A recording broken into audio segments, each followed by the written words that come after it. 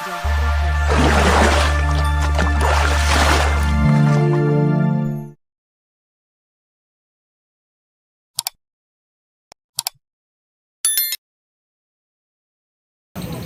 Assalamualaikum warahmatullahi wabarakatuh.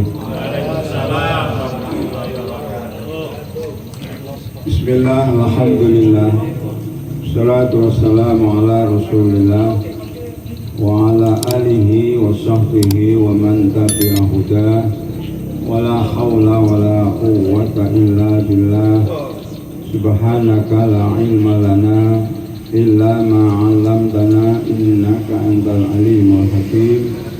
Rabbi shrah li sadri wa yassir li amri wahlul 'uqdatam min lisani yafqahu qawli. Amma ba'du. Hadratil ulama al-'izza, wonten ngasanipun para sepuh, para kiai, para alim, khususipun Bapak Lurah atau Bapak Kepala Desa cara mriki. Kepala Desa ya. Dusun Candi Pari ingkang kula mulyakaken sak perangkatipun, ingkang kula hormati Sohibul Bait anak kula Muhammad Sholah Mulaya, doyo para kaneman, tokoh masyarakat ingkang kawula estu dereng saged nyebat setunggalipun. Doyo mawon hadirin hadirat ingkang kawula hormati, kawula takdimi, kawula mulyakaken. Monggo dalu menika kita dherekaken sareng-sareng muji lan syukur wonten ngarsanipun Allah Subhanahu wa taala. Alhamdulillah wa syukurillah. Dalu menika kawula kaparengaken dening Allah saged ngrawuhi tunggalipun acara penting hari lahir komunitas napa namanya Rumah Jeda Ruang Rasa. Oke, wonten pikrone dalam kondisi sehat walafiat. Jagane kula boten ngertos napa wonten harlah pertama. Cuman kula dolanan HP kok ana hari kelahiran niki ya komunitas Rumah Jeda Ruang Rasa. Akhirnya pun spontanitas 2 hari sebelum itu ya, untuk undangan kula terus terpanggil tertarik dengan komunitas ini. Berangkat wau 10:30 di rodo jalalah saking griya niku hujan Pak, atau perbatasan Jawa Timur sarang begitu. Masuk Jenung merangkak kelandangan pun apa merayap, masuk Gresik merayap lagi. Jadi untuk mulung jam 10:30 sampai 7:30 pas badal maghrib mau menjelang isya. Alhamdulillah sakit derek ngomong ayu bagyo komunitas yang baru lahir 1 tahun. Kula secara pribadi tentu kula proaken soalnya anak kula niku mun dangu nggih tahun berapa nggih? 2015. 11. Dereng nate sowan. Dateng sawan mriku nggih sering tapi nggih mboten sering ya. Kang mriki sepindah sak derenge niki dibangun kula kali ibune mriki. Terus niki kula terpanggil. Soalnya kula nggih sering-sering menapa nggih mengikuti lewat YouTube. Kula janjane mboten pati saged ngeten iki. Wis tuwa kan belajar wegah kok. Sisa nggih trimo kaliyan buka tok main macam-macam mboten paham. Nggih saged roh ngene buka YouTube ngaten iki paham. pramila sepindah kula estu nggih nitipaken anak kula nggih teng Sawan mriku nggih teng Candi Sari mriki khususipun komunitas niki estu dhateng Pak Kepala Desa sak perangkatipun lan tokoh mriki supados dipun dukung dipun rewangi soalé napa upaya ingkang dipun gagas niki ketoke kok nggih wonten manfaate ketingale wonten manfaate terus nek boten didukung kalih perangkat kepala desa tokoh mriki nggih boten saged maju manggene teng mriki nggih niki saestu kula nitipaken. Lah nek wonten kekiranganipun rada ganggu kalih tangga-tangga Pak menawa kumpulan reso turu aku nggih nuwun sewu nuwun maaf. Tapi insyaallah kumpulan iki sae. Kula niku nggih riyen nggih nate kumpul-kumpul ngeten iki terus saged ngrasakno betapa pentingnya sebuah komunitas menghandle pemuda remaja untuk kepentingan umat. Jadi lewat organisasi formal misalnya pun Nahdlatul Ulama atau MUI atau yang lain itu ternyata dampaknya sangat positif di masyarakat. Saking menika sebenarnya malih kula nyuwun tulung dhateng masyarakat mriki supados nderek direncangi, dibaturi, dimotivasi, didukung supaya nggih manfaate lumeber dhateng nek boten negara agama nggih sekitar masyarakat lah niki. Sajenipun khusus untuk Kaniman nggih pemuda-pemuda remaja ingkang tergabung dalam komunitas menika kula pinten monggo nggih komunitas menika komunitas yang luar biasa untuk sharing, tukar-menukar pikiran, pengembangan semua apa yang dibutuhkan masyarakat. Sebab napa? Sebab zaman sakmangke, zaman akhir niku, kadose pados komunitas kumpulan sing rada positif, rada angel. Sing kula ngertos nggih karuan teng pondok pesantren itu 24 jam memang terpantau nggih diawasi karo pengasuhe pembimbinge niku kula mboten mengkultuskan pesantren tetapi kula niku kawit cilik teng dunia pesantren sehingga apa saja itu terpantau terukur terdidik dengan istiqomah dengan tirakat dan macam-macam. Sehingga untuk mensikapi perubahan zaman atau akhir-akhir zaman ini pendidikan, lembaga pendidikan itu rasanya mendapat tantangan yang luar biasa, terutama zaman teknologi, kemajuan masyarakat yang begitu cepat sekali, bahkan kita tidak memandang sebelah mata ya. Teknologi itu kalau cepat baik ya bagus kok.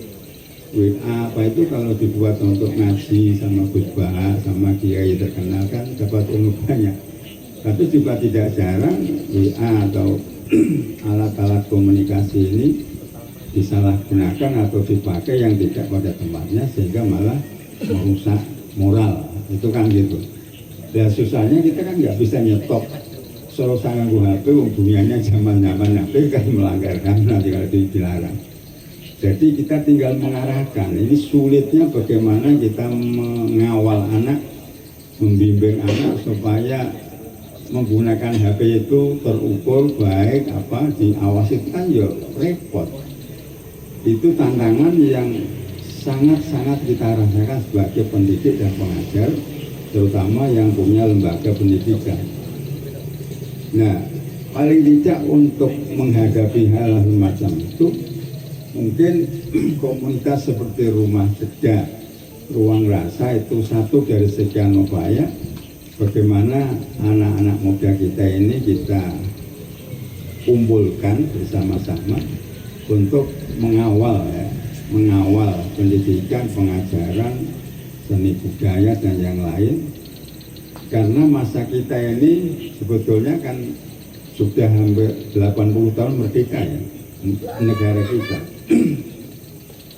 Sehingga kalau zaman dulu kita perang melawan Belanda, melawan Jepang, angkat senjata ya, tapi perang sekarang, jihad sekarang kita kan bukan memanggul senjata menghadapi siapa yang kita perangi. Yang kita perangi kan kebutuhan, ketertinggalan, kemaksiatan, kemungkaran, kemelaratan, kemiskinan, itu tanggung jawab bersama, tanggung jawab bersama. Sehingga prinsip kita sebagai orang mukmin, orang Islam, kita ini harus punya manfaat pada orang lain. Ya, khairun nas anfa'uhum linnas, itu saja kita pegang, bahwa manusia yang terbaik adalah yang paling banyak memberi manfaat terhadap orang lain. Bukan berarti manfaat rujuknya nih gue apa sembako, apa duit, bukan itu kan.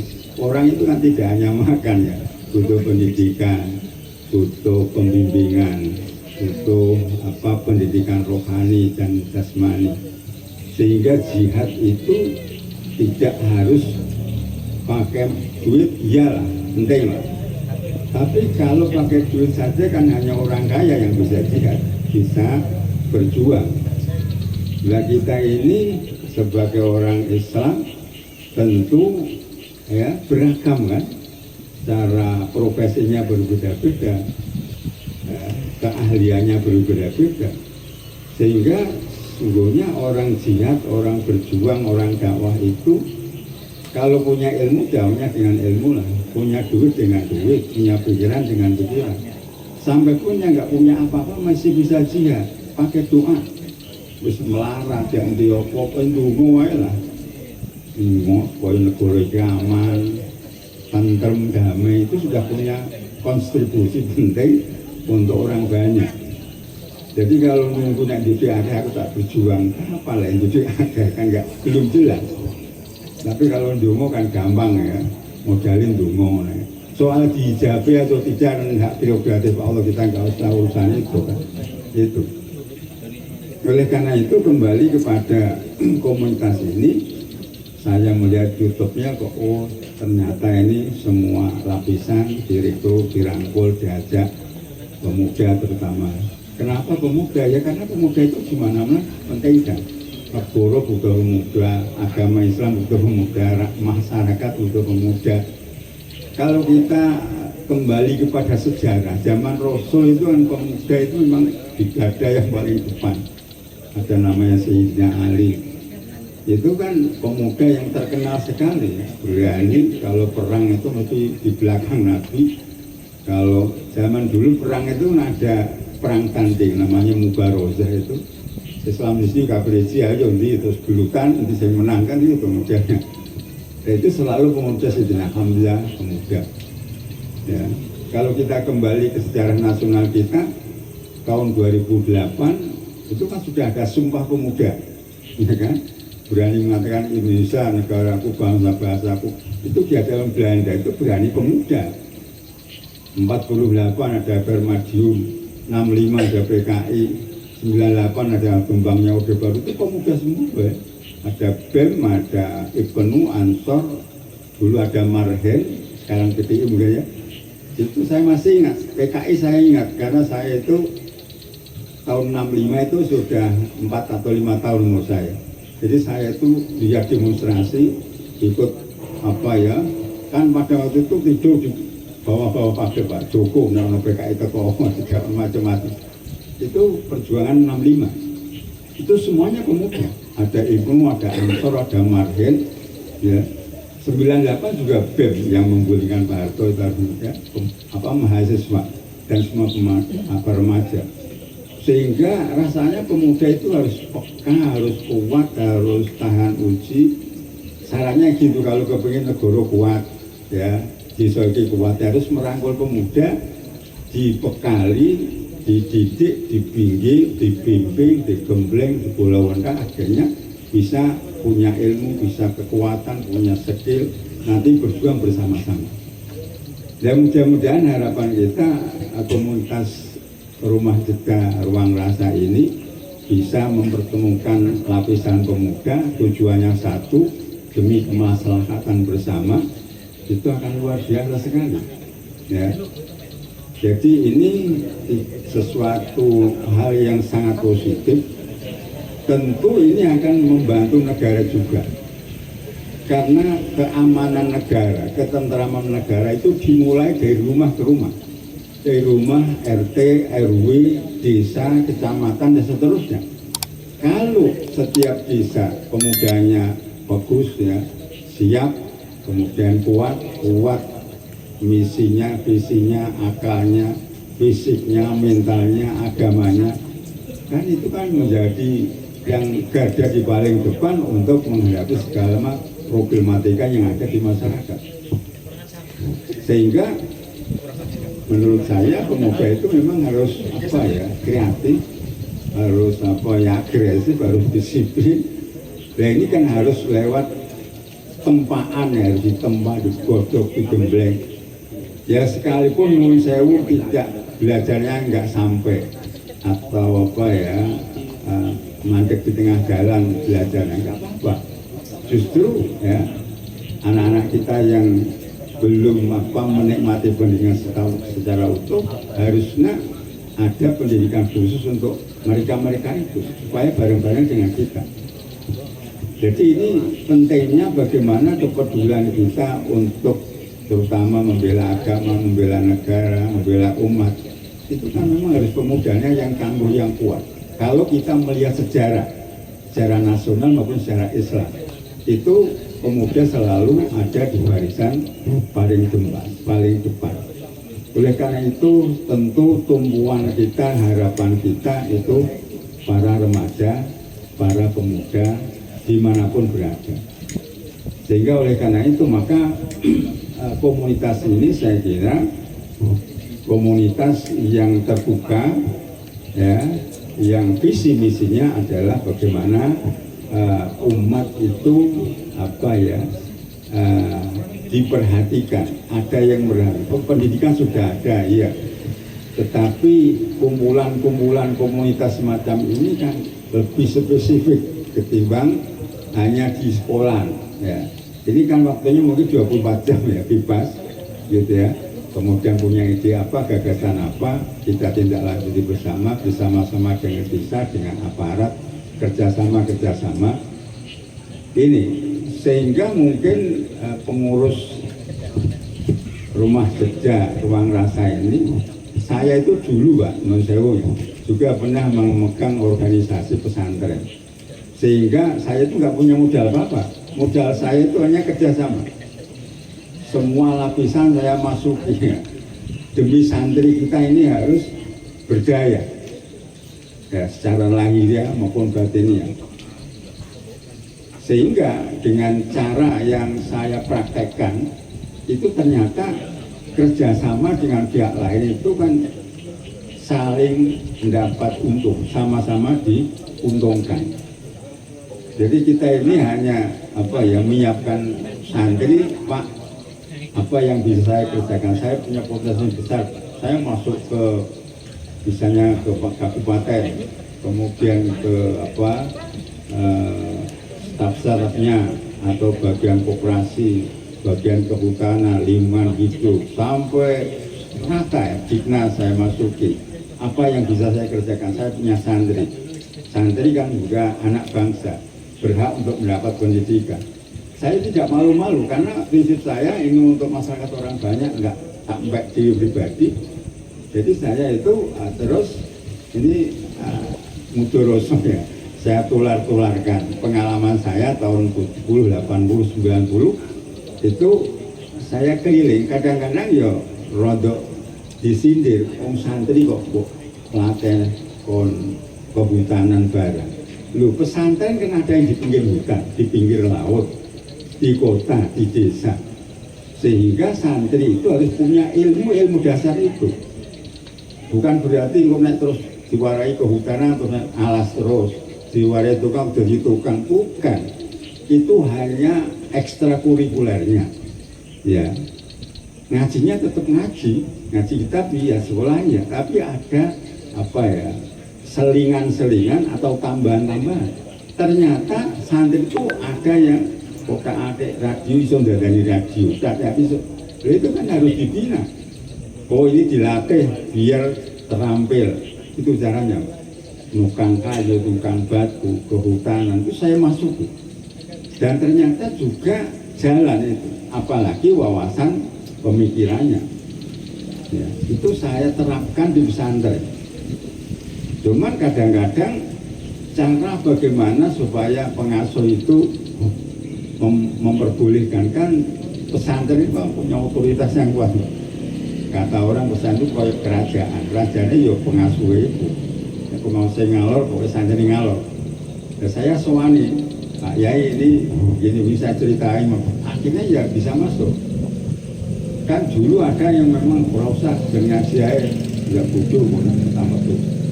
Karena santri masuk koran gantung itu terus menyendiri, nggak bisa kumpul. Bagaimana dakwah kalau nggak ngerti lingkungan, kan harus bisa membaca peta lingkungan. Itu saya berikan, Pak. Ya tentu tidak santri ahli hutan semua kan, enggak. Santri itu beragam, punya keahlian, punya skill yang beragam, yang harus diperhatikan. Oh, nah ini tak gaya latihan jaya kayak gitu, Pak. Saya ngundang kerjasama dengan Balai Latihan Kerja itu BLK, akhirnya juga datang membawa mesin jahit, membawa kain untuk dibuat kubil, spray dibuat gelombang bandal macam-macam. Akhirnya nanti diberi mesin jahit, terus hasil itu pelatihan suruh muka sendiri. Akhirnya anak itu semakin mengerti, oh ternyata begini ya pentingnya bikin snack, bikin untuk koperasi. Itu saya latih bagaimana anak santri itu nanti yang keluar itu tinggal toko koperasi, mau sudah saya beri bekal ilmunya. Sing dari tukang monggo, sing nggone alas monggo. Itu pemikiran saya begitu. Tidak santri mesti jadi kiai kabeh, enggak mungkin toh ya. Misalnya saya punya santri 200, kemudian itu jadi kiai kabeh, enggak mungkin. Mau sing jadi tukang, mau sing jadi kerajinan, rias dan macam-macam. Dan itu kita perhatikan skill terpendam mereka. Asal kita nggak tahu, Pak. Saya iso jahit sopo, kumaco. Saya yang tak latihan jahit. Itu saya pancing. Jadi komunitas itu semakin pintar kerjasama, itu semakin maju. Karena nggak usah mikir finansial lagi, sudah didanai oleh partner kerja itu. Itu pengalaman saya selama 30 tahun lebih.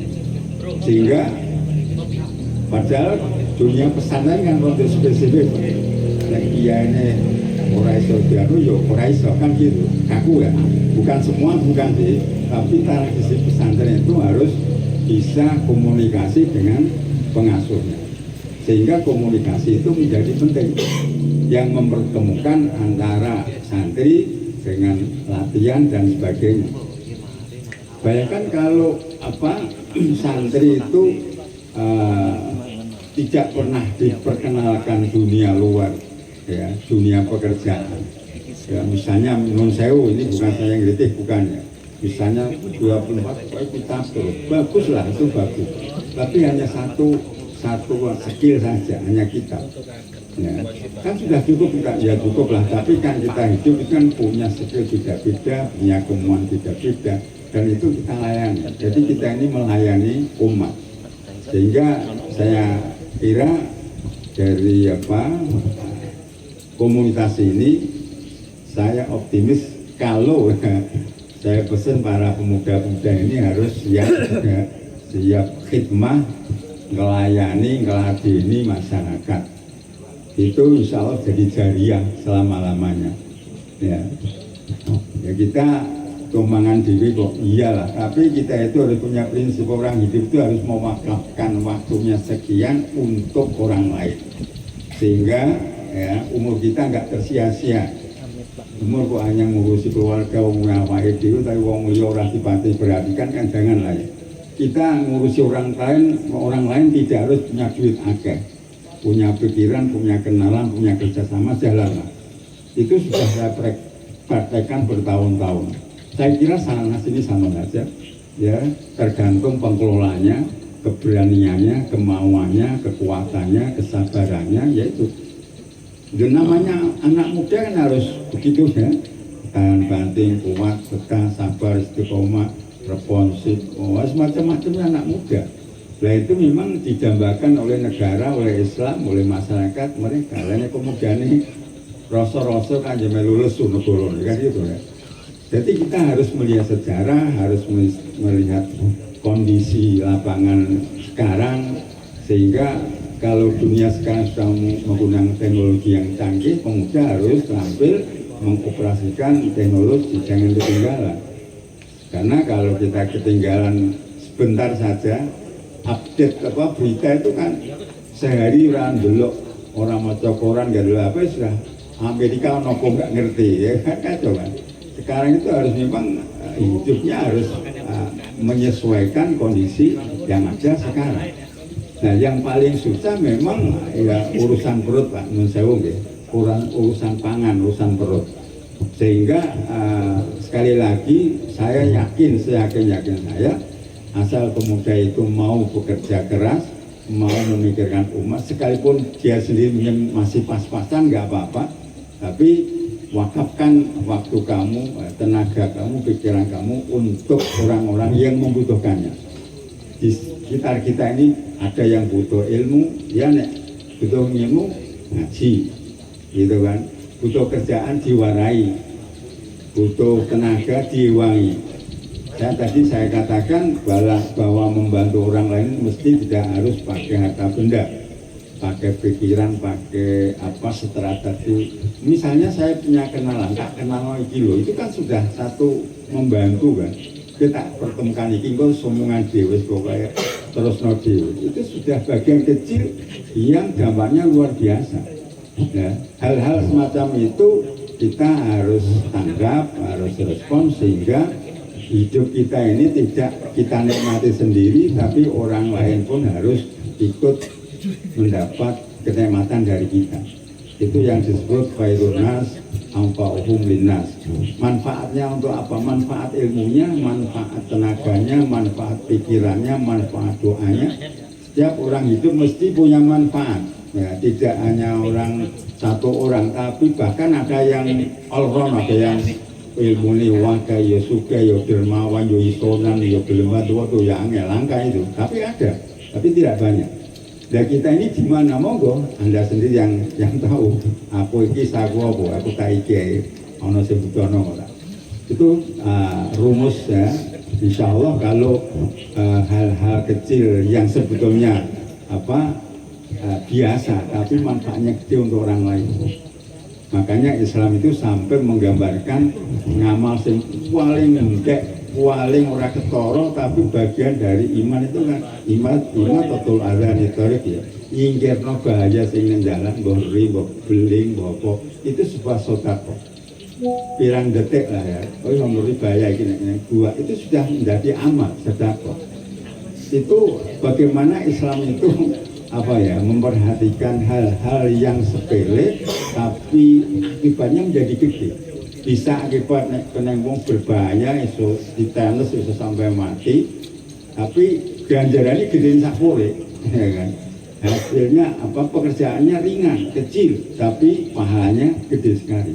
Karena ya tadi umpama itu enggak dibuang kan berbahaya sekali untuk orang lain. Sehingga oleh karena itu monggo saja ya, ini kumpul ketemu dengan anak-anak muda ya, kita harapkan, soalnya saya pernah muda, kalau Anda masih belum pernah tua ya. Anda sudah punya label S3, saya Ahmad Aliyah saja misalnya, tapi saya kan jam terbang saya sudah banyak ya, umur saya sudah 70 tahun, kamu baru 20-25 kan. Nah, pengalaman saya itu sudah mulai masa Orde Lama, Orde Baru, Reformasi sampai sekarang. Presidennya mulai Pak Harto sampai Pak Jawa, Pak Habibie, Gus Dur, terus Megawati, Pak SBY, Pak Jokowi sampai sekarang itu saya ngerti semua gaya politiknya dan seterusnya, ya, gaya model pemilunya, ya. Sehingga saya bisa cerita kalau tenang usaha tadi saya sudah praktisi mas, tahu ngelakoni ya. Jadi begini, kalau kamu memang punya niatan yang baik, sungguh-sungguh, sekalipun kesel itu nggak rasa kesel, justru yang ada kepuasan batin kamu itu, wah alhamdulillah aku seneng itu kamu rasakan sendiri. Betapa misalnya kamu melihat orang yang susah, kalau kamu tolong terus mulai senang, itu kepuasan batin akan ada. Jadi kecapean ya, sampai suara tahu turu misalnya, itu tertebus dengan kepuasan batin. Makanya ya kepuasan batin ini larang regane, orang saya ngatur. Ya. Dia supaya batinmu itu puas, tenang, tentram, nyaman. Itulah ya. Sehingga monggo kalau kamu kepenginnya hidupnya tenang, tentram, nyaman, bagi-bagilah ya. Yang kamu punyai, yang kamu bisa. Tidak harus punya aku nak sedekah tak nabung saya ngake. Belum tentu nak suka malah nyengit kadang-kadang. Nabung untuk wakeh wah ini ya iki lak kuluru angile sakure maksud apa kok. Itu ya. Sehingga menyenangkan orang kan tidak mesti harus pakai duit non-sewu ya. Tetapi bagaimana kebutuhannya apa? Mbok iwangi mikir itu sebenarnya sakure. Dirumus supaya menyenangkan orang. Memang sehingga menyenangkan orang kita orang jarang yang ganjaran gede. Iya wong hadise itu khalus suruk ala qalbil mukmin khairun min ibadati sittina sanatan. Bunga no artinya wong mukmin iki luwih apik tinimbang ibadah swidak taun. Lu gampange loro ganjaran Mas. Loro ganjaran kok gampang ngono. Nyenengno atine kancamu. Wis gampang. Kang aku utangi dhuwit 5.000 aku ulang. Ya tak utangi sebenarnya aku. Ibadah sudah tahu. Kesel Mas ibadah sudah tahu itu. Ya, lagi sak Jumat untuk semua kiai luar biasa ya. Ini promosinya memang begitu dan Islam memang begitu. Islam itu sebetulnya gampang luru ganjaran. Nggak ngerti galanya loh. Saya ngerah galanya gua pakai siapa nyumbur nek dalan untuk ganjaran akeh melimo macam-macam. Ya. Sehingga kaitannya dengan kemasyarakatan CRT diundang rawuh nekani sing ngundang senengi sakure itu kalau suruh minang mau wong sing ngundang bayangno jenengan di hajatan sing diundang mek teko separuh kan susah diundang mesti masakno dorat teko yo tapi bisa teko kabeh senenge sakure itu contoh-contoh kecil di masyarakat ya. Sehingga apalagi yang hubungan tetangga dengan tetangga. Saya ingat Rasulullah itu pernah dawuh ya. Ini untuk RT ya, kaitannya karo antar tetangga. Itu dawuhnya itu kowe nek masak kok gandane mampu nek tanggo sing liya, tambahi banyune ben kok dudu akeh kok ben rata. Cara sakniki masak gulai. Oke, masak gulai tanggane tercel akeh ngono iku tambahi banyu ben rada wae sithik-sithik. Nah itu Islam itu lek ngatur sampai itu supaya tidak ada kecemburuan. Jenengan sakit bayangno duwe anak cilik ora tau mangan sate, kali-kali tanggane masak ambune semerpet uwangi mau enak sak boleh. Mesti cah cilik nangis, jaluk gitu kira-kira wae. Nah itu sudah diantisipasi oleh Islam. Tambahi, gue belum cukup kanggo cah cilik-cilik itu. Itu kan aturan main Islam itu luar biasa sekali. Bagaimana supaya tetangga itu rukun, guyup, sudah diatas begitu. Nyenengno tanggane, apa sing orang ganggu tangga, macam-macam lah.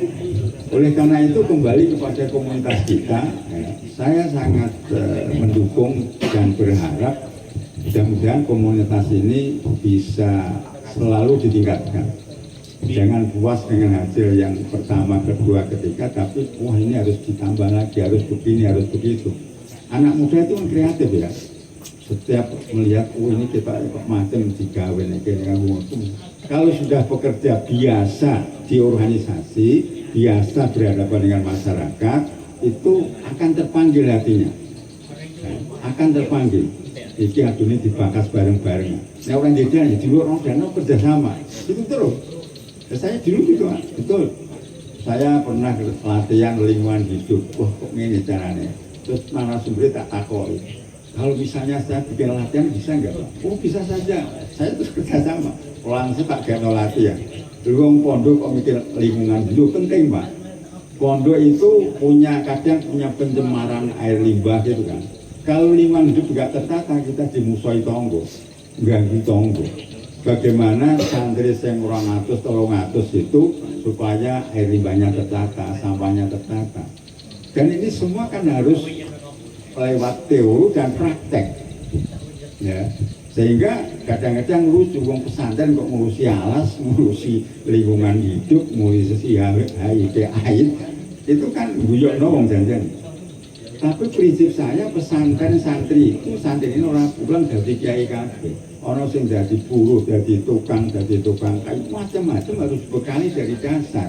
Sehingga dia tidak gagal, cepat adaptasi.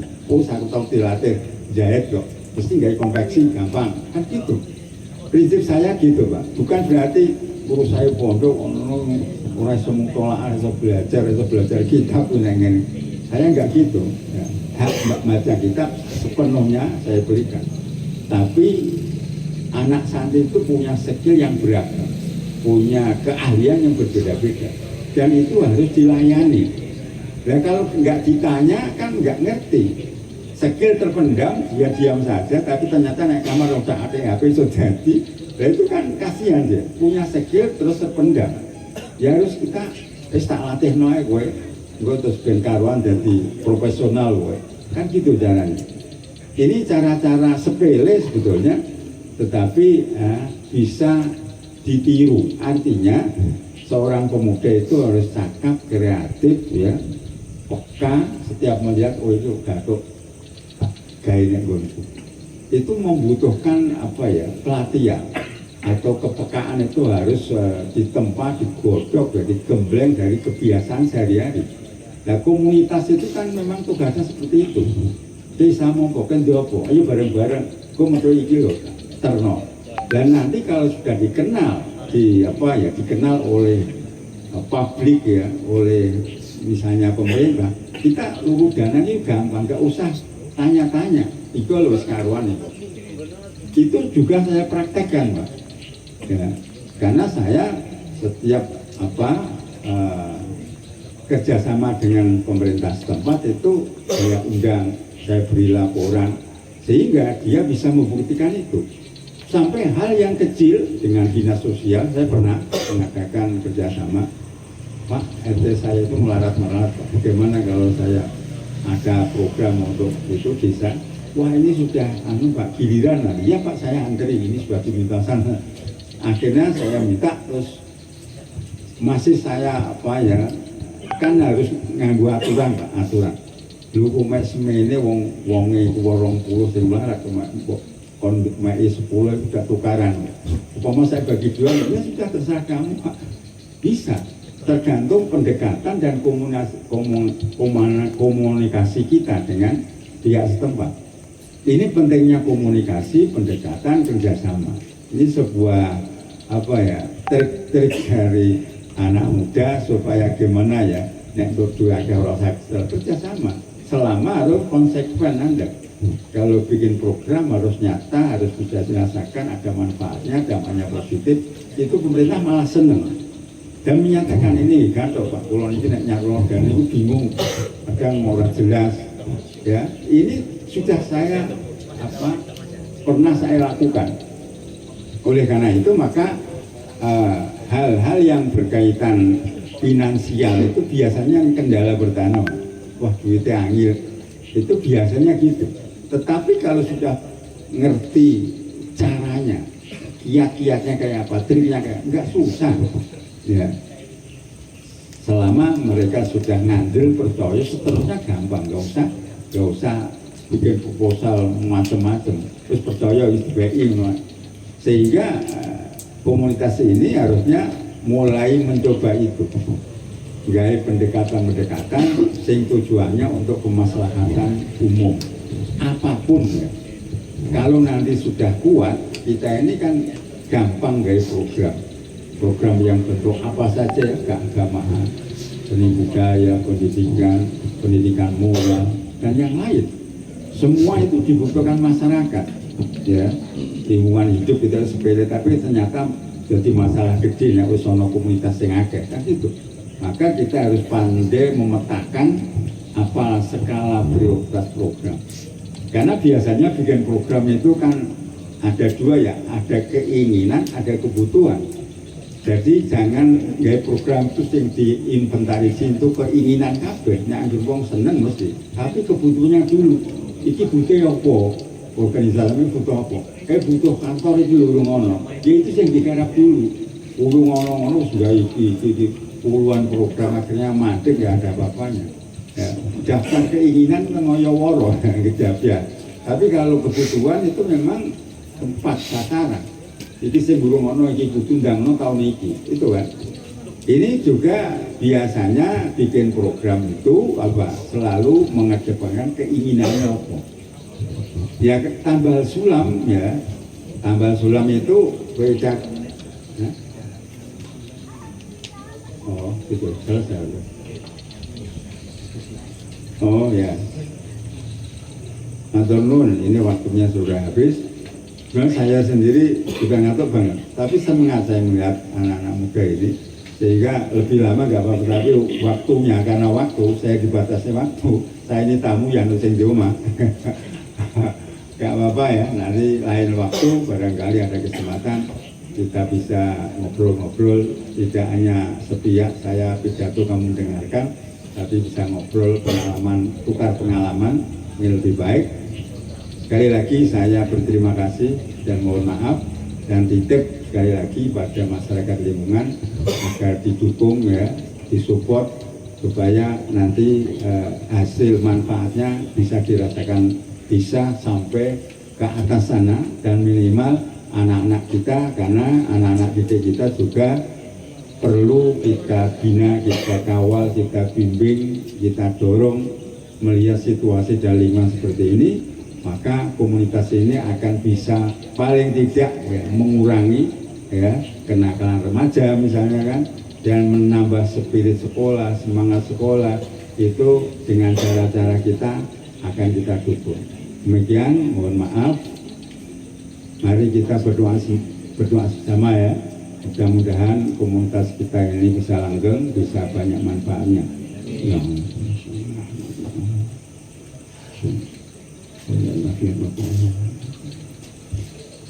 Al-Fatihah. Alhamdulillah Bismillahirrahmanirrahim.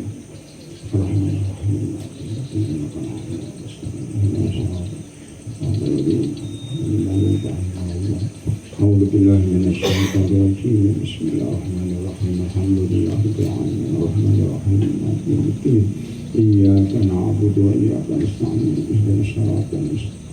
الذين أنعمت عليهم غير المغضوب عليهم ولا الضالين. أعوذ بالله من الشيطان الرجيم. بسم الله الرحمن الرحيم. الحمد لله حمدا يوافي نعمه ويكافئ مزيدا.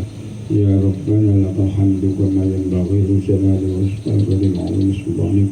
صلاة والسلام بعدد ما في من عليك وعلى آلك سيدنا رسول الله وسلم. اللهم افتح لنا أبواب رحمتك يا أرحم الراحمين. ونسألك بأسمائك الحسنى. اللهم أنت الأحد الصمد لم يلد ولم يولد ولم يكن له. اللهم بارك لنا في علومنا، بارك لنا في أرزاقنا، بارك لنا في أولادنا، بارك لنا في ذرياتنا، بارك لنا في عمرنا، بارك لنا في حياتنا. اللهم اجعل حياتنا حياة طيبة مباركة مطمئنة سكينة هادئة. اللهم اجعل أولادنا وتلاميذنا وطالباتنا وذرياتنا من أهل العلم وأهل الخير وأهل القرآن، ولا تجعلنا وإياهم من السوء والطغيان. اللهم ارزقنا علما نافعا وعملا صالحا ورزقا حلالا طيبا مباركا كثيرا. ربنا لا تدع لنا في مجلسنا هذا ذنبا إلا غفرته، ولا هما إلا فرجته، ولا دينا إلا قضيته، ولا مريضا إلا شفيته، ولا دعاء نسمعته، ولا حاجة من هوائج الدنيا والآخرة إلا قضيتها برحمتك يا الراحمين. ربنا تقبل منا إنك أنت السميع العليم، تب علينا إنك أنت التواب الرحيم. ربنا آتنا في الدنيا حسنة وفي الآخرة حسنة وقنا عذاب النار واختم لنا بالإيمان والآمن وأوفنا المسلمين صلى الله على سيدنا محمد والحمد لله رب العالمين. بسم الفاتحة. أعوذ بالله من الشيطان الرجيم. بسم الله الحمد لله رب العالمين. إياك نعبد وإياك نستعين اهدنا الصراط Mekaten ingkang saged ngaturaken sepindah malih kula maaf nuwun pangestu pangarestu dumugi kawula sak keluarga dipun paringi kesehatan luwih bagus nggih anggenipun khidmah dhateng lare-lare santri lan masyarakat lan paringi umur ingkang barokah nggih paringi husnul khotimah nggih Tutuaken daya masyarakat mriki nggih sami paringi sehat walafiat paringi kekuatan lahir batin anggenipun berkiprah apa profesinipun dipun ridhani pangeran nggih dipun paringi hasil sedaya maksudipun. Kadang akhiripun wassalamualaikum warahmatullahi wabarakatuh.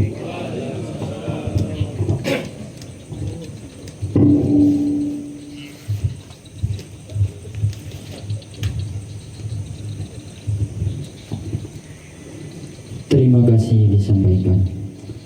Alhamdulillahirrabbilalamin. Rangkaian acara telah kita lalui bersama. Saya sebagai pembawa acara pamit undur diri dan mohon maaf yang sebesar-besarnya apabila ada beberapa kata yang kurang tepat ataupun kurang berkenan di hati hadirin sekalian. Sekian, wallahul muwaffiq ila aqwamit thoriq. Assalamualaikum warahmatullahi wabarakatuh.